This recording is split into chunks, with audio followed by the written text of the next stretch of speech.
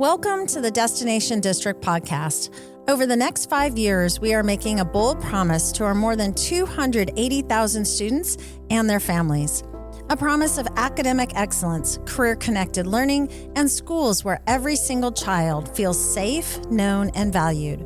In this episode, we're going behind the scenes of the most ambitious community engagement effort in our history. A plan co-designed by 50,000 voices. From the dream sessions that started it all to the principals bringing key priorities to life in our hallways, we're exploring the roadmap to our future. We are ready for the destination. The question is, are you? Let's get started. I'm Superintendent Joan Ebert, and this is the Destination District Podcast. Hello, and welcome to Destination District, the podcast where we explore the voices and visions shaping the future of the Clark County School District. I'm your host, Joan Ebert. On Thursday, May 14th, the Board of Trustees and the public were presented with the Destination District, Clark County School District Strategic Plan. Over the course of the presentation, we laid the groundwork for 3 key priorities that will shape CCSD over the next 5 years. We will speak to Dr. Anna Colquitt, CCSD Chief Strategy Officer, and Rancho High School student Akila Bello about the steps that were taken in the creation of the strategic plan and take a top-down view of key aspects of the plan. Later, and I'm so excited about this, we'll speak to 3 amazing principals about ways their campus communities have embraced and shown growth in the 3 key priorities of the strategic plan. Dr. Colquitt, Akila, both thank you so much for joining me this afternoon. How are you doing? Doing well. Thank you for having us. Hey. Thank you. Also doing well. Great. So let's do this. Dr. Colquitt, the strategic plan is called Destination District. So what does the Destination District mean? CCSD has this tagline. What does it mean? How's this plan going to shift and focus the district over the next few years? To me, the Destination District is one that our students, families, our community, our partners, employees choose because they know what is possible here through our schools and the work that we're doing. And I think it's evident in the plan that we have that very well laid out, and we are on our way to being the Destination District. Awesome. So can you tell me a little bit about those 3 key priorities? What are they and how did they come to be? Yes, so I'll start with how they came to be, and that is we spoke with our community in great depth. We talked to over 50,000 community members through a Destination District survey, through community interviews, through our community dream sessions, and we heard what everyone wanted from our schools and their learning. And we pulled that input together and we formulated our 3 priorities. So first, academic excellence. And this is really thinking about what students need academically so that they can do well in school and be prepared for what comes next. And then career-connected learning and durable skills. And here we're focused on thinking about those pathways for success and setting our students up to succeed, both in their careers and with those durable skills that we know they need for life. And then finally, safe and supportive schools. We know that in order to achieve academically and in order to be set up for success in their career, they need to feel safe and supported in their school. And that's where opportunities grow. So that is how our 3 priorities came to be. Yeah, I'm still amazed when you say 50,000 people in our community. I know it's the largest amount of community input that has been had. And speaking with the LA Unified School District leadership there, they had gone through the strategic plan and didn't have as many responses. And they're a much larger system than ours. So interesting. Akila, you were very instrumental in the dream sessions. I know you didn't just attend one.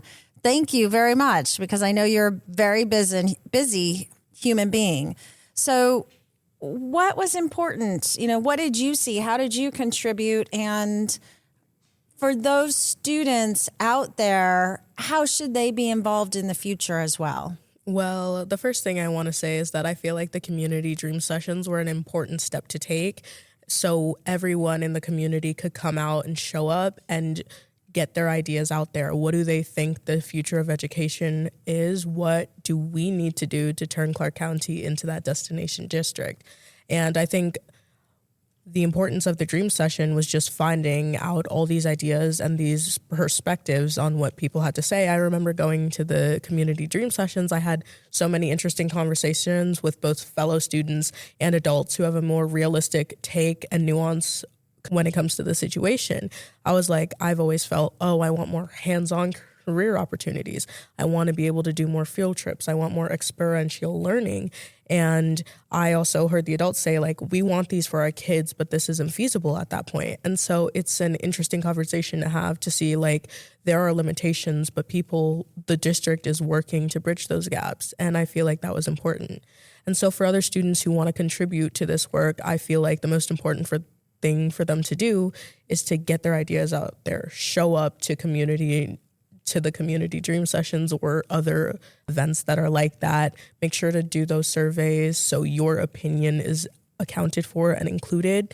We want to hear ideas. I know that we want to hear ideas considering how much came into building out the strategic plan, and I feel like students don't feel heard. So to all students out there who want to be heard, let your voices be heard. Come to the community dream sessions, do all the surveys.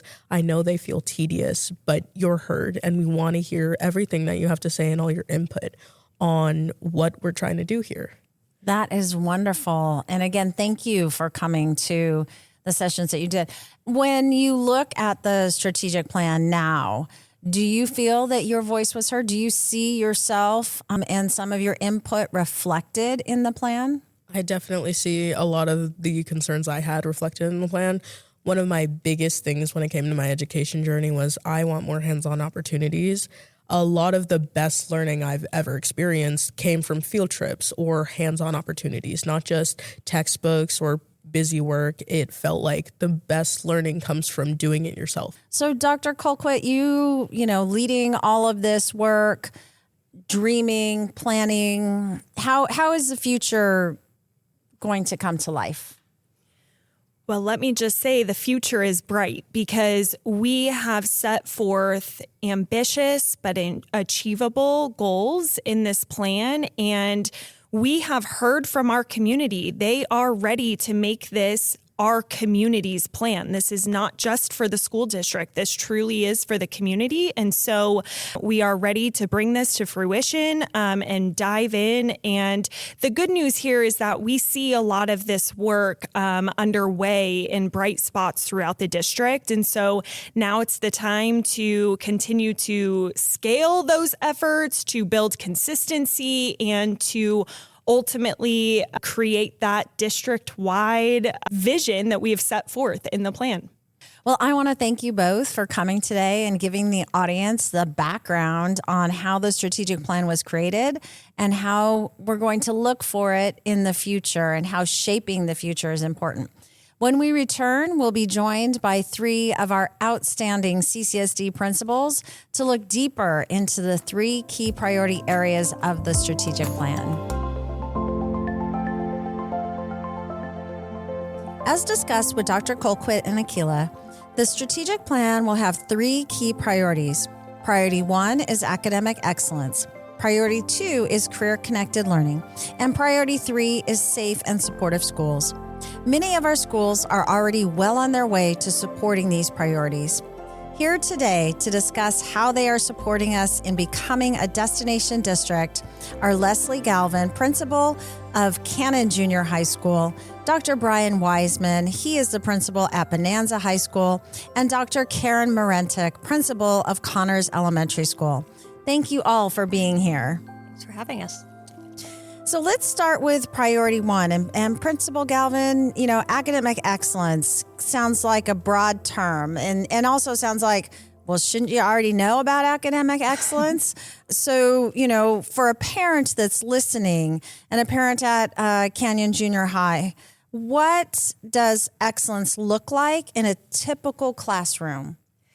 It's changed a lot over the years. The typical academic excellence used to look like students sitting at a desk, filling out a worksheet, writing an essay. There was no application. There was no life in the classroom.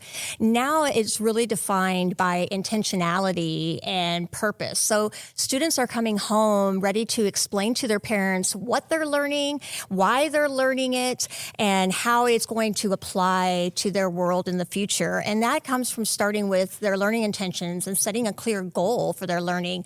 And at the same time, giving them their success criteria or the roadmap for how they're going to reach those expectations. So no longer they're not having to ask, well, how do I get an A? Because all of that criteria is laid out for them. Setting those high expectations and focusing on their tier 1 instruction within the classroom, that becomes very important, and including that academic rigor. Yes, we do have to teach standards and we need to teach them to mastery, but how do we make that learning meaningful for our students? And it's not about just reaching a few or hitting to that middle line. It's about equity and access for all. We're not lowering the bar. We are just building better ramps and scaffolds so that they can reach the high bar that we have set for them.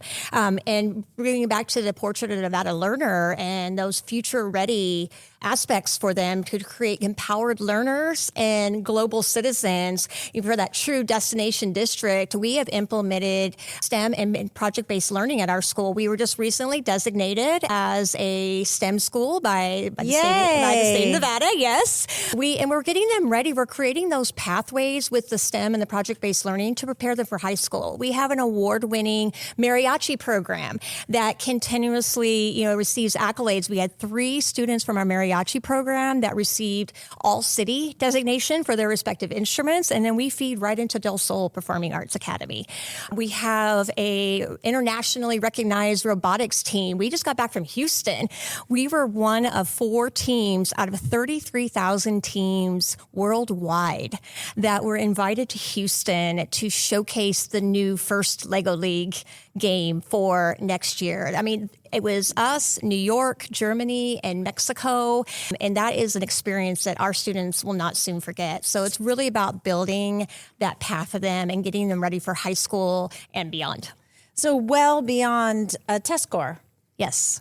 They get to demonstrate their competencies in many, many different ways. And obviously, if someone has not been to your school, they need to go, because it sounds like they are just going to be energized when they walk the school halls. I'm amazed every day by what our students are accomplishing. Yay. Are you ready for priority 2? Absolutely. I think you're up, Dr. Wiseman. And so I think we heard a little bit from, middle school level, but right now at your high school, you've been working with a grant that actually has feeder alignment. So can you explain to our listeners what a partnership looks like to help build that career-connected learning? Absolutely. So we're working with Toyota Driving Possibilities. We have a 5-year grant in our feeder alignment with Bonanza High School, Garside, and Red Rock Elementary School. And at our school, we're having a STEM initiative very much like Ms. Galvin's. We are in the process of becoming a governor's STEM school. We are working with the Buck Institute to implement project-based learning in all of our classrooms next year. We've also partnered with 100% of your classrooms? Throughout the year, yes. Nice. So everybody's going to be doing project learning throughout the year. We're working with a company called Define Learning that has a PBL database that's not only aligned to the standards, but it also has real-world application in all skills. And so that's the part that was important to us, to have meaning in our classroom. In the plan, we have marketable assets that our students will leave with. What kind of marketable assets do Bonanza High School students have the opportunity to leave with? So every student at Bonanza High School is going to have an opportunity to meet with their counselor and develop a one-on-one individualized plan. We want them to we're encouraging them to explore all their opportunities, whether it's college, career, military, the workforce, whatever it might be. But we have, for our college-bound students, we have advanced placement courses. We have dual enrollment courses. Nice. Any college student is required to take both. We have CTE courses that meet our students' needs, and we've been developing those throughout the years to match what our students are asking for. So every student has a path. They have a plan for life after high school. They have courses that match the path, and they become a marketable asset when they graduate, and they have those workable, employable skills ready to go. Any certification that your students receive? Absolutely. We've got career and tech education certifications in construction management. We've got forensic science.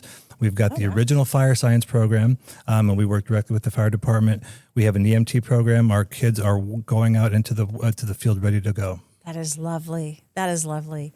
So Dr. Morantic, let's move on to you. Priority 3, you are here specifically for safe and supportive schools. And when I looked at the data and went, wow, how did you do that? How do you make your school a welcoming environment for your students and the entire community? Well, I can tell you it did not happen overnight.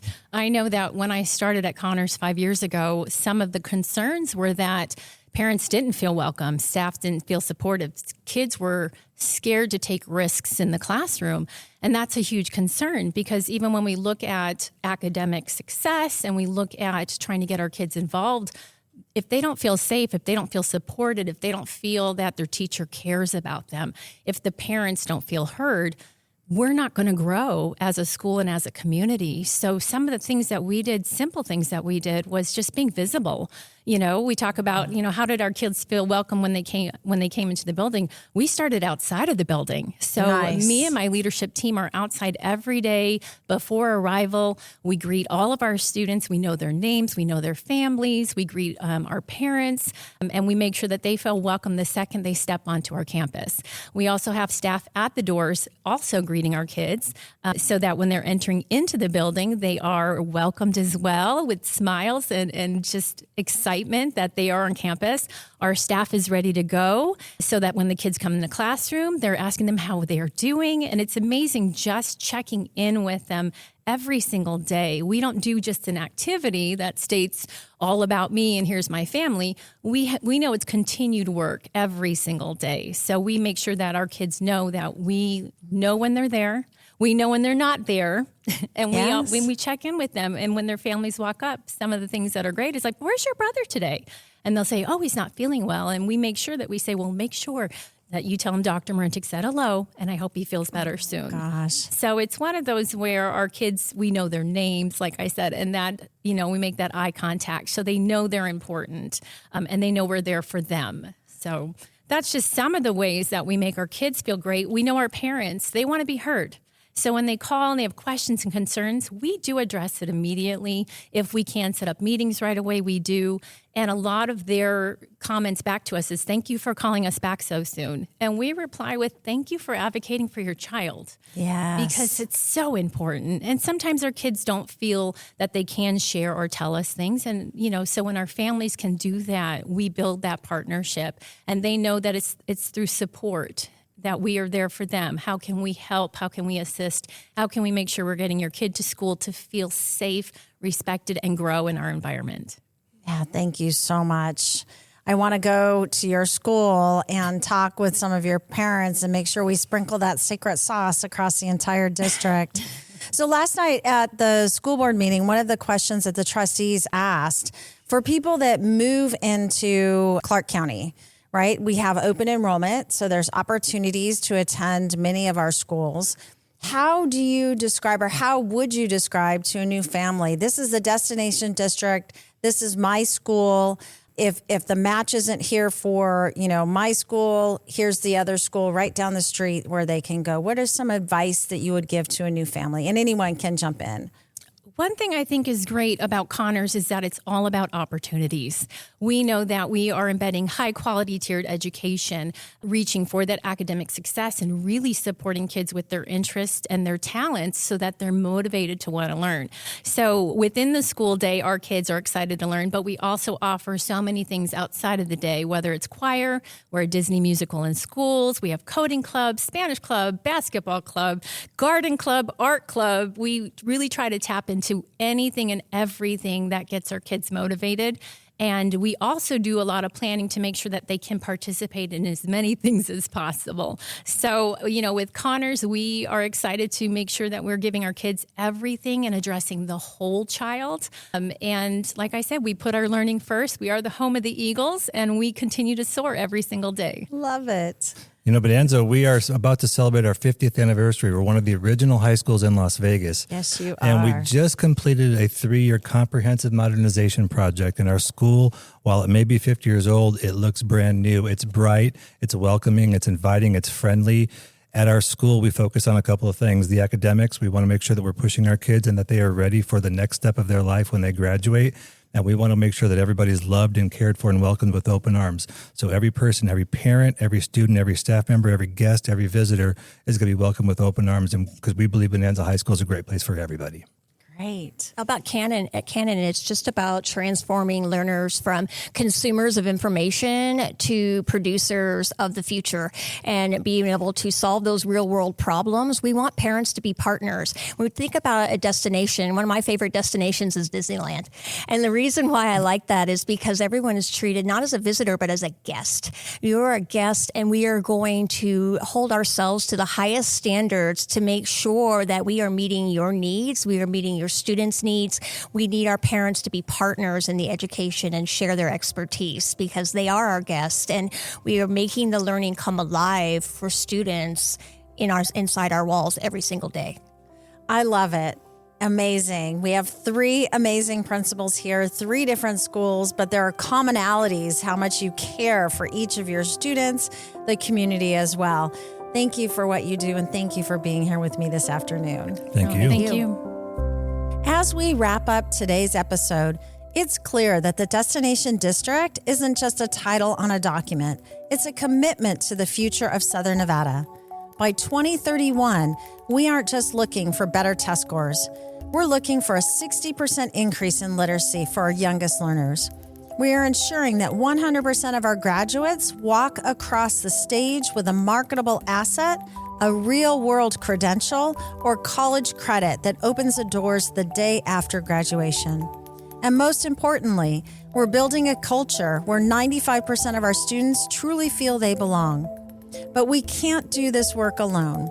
This plan was built on the dreams of this community, and it takes this community to reach the finish line. Whether you're a parent, a business leader, or a student, there is a place for you in this plan. Visit ccsd.net to find your part. What an amazing first season of the Destination District. Over the last 9 episodes, we've heard from so many different departments, students, and educators about how their paths are leading all of us toward the goals that are outlined in our strategic plan. I want to thank everyone for an amazing school year, and I wish you all a restful summer break. I would love to send a special shout out and thank you to the team behind the scenes. This was our first season of Destination District Podcast. From the CCSD Community Engagement Unit, we have executive producers, Cade Cridlin and Kirsten Sear. A special shout out to our Vegas PBS producers and editors, Jeremy Halal, John DeMarco, and Amir Ismail. This has been Destination District, a CCSD podcast recorded at the Vegas PBS Podcasting Studio. Remember, the destination is better when we get there together. Have a great day.